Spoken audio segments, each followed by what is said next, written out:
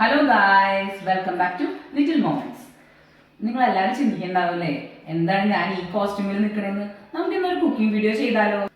Basically ഞാൻ എറണാകുളംകാരിയാണ്. അപ്പോൾ നമുക്കിന്ന് എറണാകുളം സ്റ്റൈലിൽ ഒരു മീൻകറി പഠിച്ചാലോ? നമുക്ക് ഇൻഗ്രീഡിയൻസ് നോക്കാം. ഓക്കെ, ഇത് കണ്ണനയിലാണ്. ഞാൻ 1 കിലോയാണ് മേടിച്ചത്. കുറച്ചെടുത്ത് വറക്കാൻ മാറ്റി വെച്ചിട്ടുണ്ട്. ഞാൻ വറക്കണത് പിള്ളേർക്കൊക്കെ എല്ലാവർക്കും ഇഷ്ടമാണല്ലോ. അപ്പോൾ കുറച്ചെടുത്ത് വറക്കാൻ മാറ്റി വെച്ചിട്ടുണ്ട്. പിന്നെ അത് ഉള്ളി ഇഞ്ചി പേസ്റ്റ് ആക്കിയത്, ക്രഷ് ചെയ്തത്. ഇത് അരപ്പ്, ഒരു അരനാളികേരം മുഴുവൻ എടുത്തിട്ടില്ല. എല്ലായിടത്തും നാളികേരത്തിൻ്റെ ഷോർട്ടേജ് കാരണം ഞാൻ അരനാളികേരം മുഴുവൻ എടുത്തിട്ടില്ല. ഇതിനകത്ത് കുറച്ച് മുളക് പൊടി, കുറച്ച് മഞ്ഞൾപ്പൊടി ഇട്ട് നന്നായി അരച്ച് പേസ്റ്റ് പോലെ രൂപത്തിലാക്കിയിട്ടുണ്ട്. പിന്നെ ഇത് മാങ്ങ, ഇത് ഒരു മാങ്ങളും എടുത്തിട്ടുണ്ട് ഞങ്ങൾ. ഇപ്പോൾ ഞങ്ങളുടെ മാവിലുണ്ടായ മാങ്ങയാണിത്. പിന്നെ വെള്ളം, ഉപ്പ്, ഇത് വെളിച്ചെണ്ണ. അപ്പം ഇനി ചട്ടി ചൂടാക്കാൻ വെച്ചിട്ടുണ്ട്. ചൂടായി വരുമ്പോൾ നമുക്ക് വെളിച്ചെണ്ണ ഒഴിക്കാം. നമുക്കിനി ഉള്ളി ഇഞ്ചി ക്രഷ് ചെയ്തത് ഇടാം. പച്ചമുളക് ഉണ്ടായിരുന്നില്ല, അതുകൊണ്ട് അത് ക്രഷ് ചെയ്യാതിരുന്നത്. നമ്മൾ ജസ്റ്റ് ഒരു ഷാലോ ഫ്രൈ ചെയ്യും. ചെറുതായിട്ടൊന്ന് ഇത് വാടട്ടെ കേട്ടോ.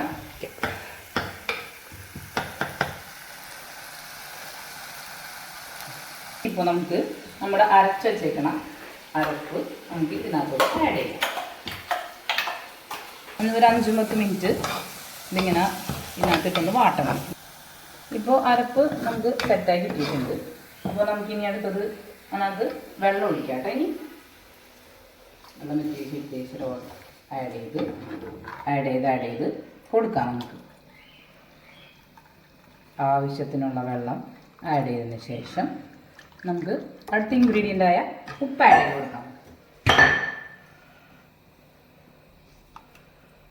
നിങ്ങളുടെ ആവശ്യത്തിനനുസരിച്ച് ഉപ്പ് ആഡ് ചെയ്ത് കൊടുത്തുള്ളൂ കേട്ടോ. അരപ്പ് ഇവിടെ തിളച്ച് വരാൻ തുടങ്ങിയിട്ടുണ്ട്. അപ്പോൾ നമുക്ക് നമ്മുടെ കഴുകി വെച്ചേക്കണം മാങ്ങ കഷ്ണങ്ങൾ അതിനകത്തോട്ട് ഇടാം.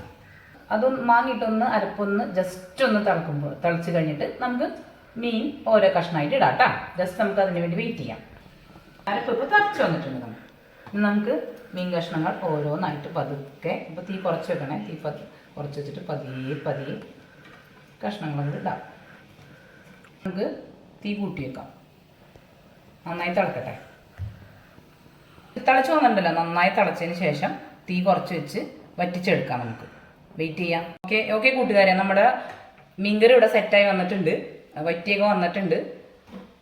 അതിൻ്റെ ഇടയിൽ നമ്മൾ വേപ്പിലിടാൻ മറന്നുപോയി. അത് ഞങ്ങൾ ഇട്ട് വീഡിയോ എടുത്തിട്ടില്ല, എന്ന് മാത്രമേ ഉള്ളൂ. അപ്പോൾ നമുക്ക് ഇനി അടുത്ത സെക്ഷൻ ടേസ്റ്റ് ചെയ്യാനല്ലേ. ടേസ്റ്റ് ചെയ്യാൻ ഒരാളെ വിളിക്കാം. നമുക്ക് എൻ്റെ മോൻ അനന്തുവിനെ വിളിക്കാം. ഹായ് ഗായ്സ്, ഞാനിപ്പോൾ എൻ്റെ മോന് മീൻകറി ടേസ്റ്റ് ചെയ്യാൻ കൊടുക്കാൻ പോകും കേട്ടാ. ചൂടുണ്ട്.